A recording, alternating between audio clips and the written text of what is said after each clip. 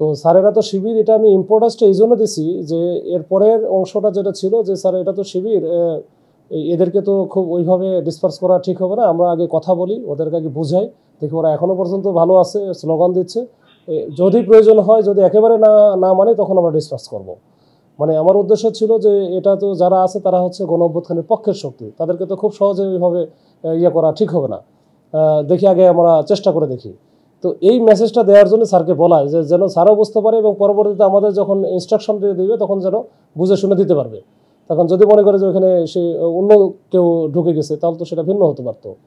তো এইটাই হচ্ছে হয়তো পাশে থেকে আসলে আমি যখন কথাটা বলতেছিলাম এটা রাস্তার উপরে আমাদের সেনাবাহিনী কর্ডনের ভিতরে, এখানে হয়তো আমার পাশে যারা ছিল আশেপাশে এদের মধ্যে কেউ না কেউ হয়তো বা এটা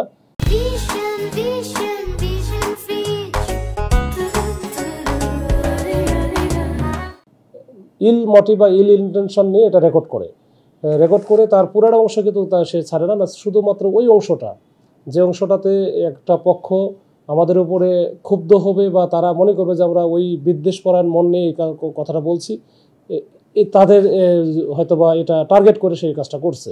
এবং এটা কিন্তু আমি আর একবার বলি, এই জিনিসটা কিন্তু আমি আমার সিনিয়র স্যারের সাথে কথা বলতেছি, একেবারে খুবই গোপনীয় বিষয়, এখানে পাবলিকলি আমি বলি নাই, কোনো অ্যাড্রেস করে বলি নাই, ফর্মালিও বলি নাই, সাংবাদিকদের বলি নাই, এটা জাস্ট একটা ফোনে আমি কথা বলতেছিলাম ইনফর্মালি।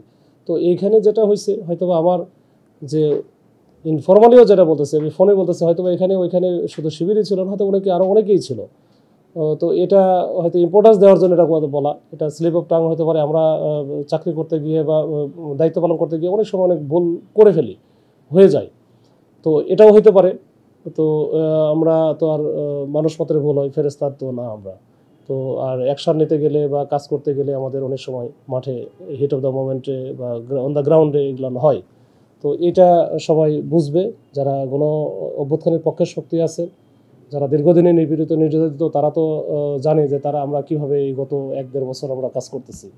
তো তাদের আমরা বিপক্ষেও নাই, তাদের শত্রুও নয়, বা আমরা একসাথে কাজ করা দরকার যেন দেশটাকে একটা ভালো শান্তি শৃঙ্খলাপূর্ণ একটা পরিবেশে এটা আইন শৃঙ্খলাটা যেন সুন্দর করে আমরা রক্ষা করতে পারি, সেটাই পরস্পরের সহযোগিতা থাকতে হবে। এই সহযোগিতা যদি না থাকে তাহলে আমরা এটা করতে পারবো না।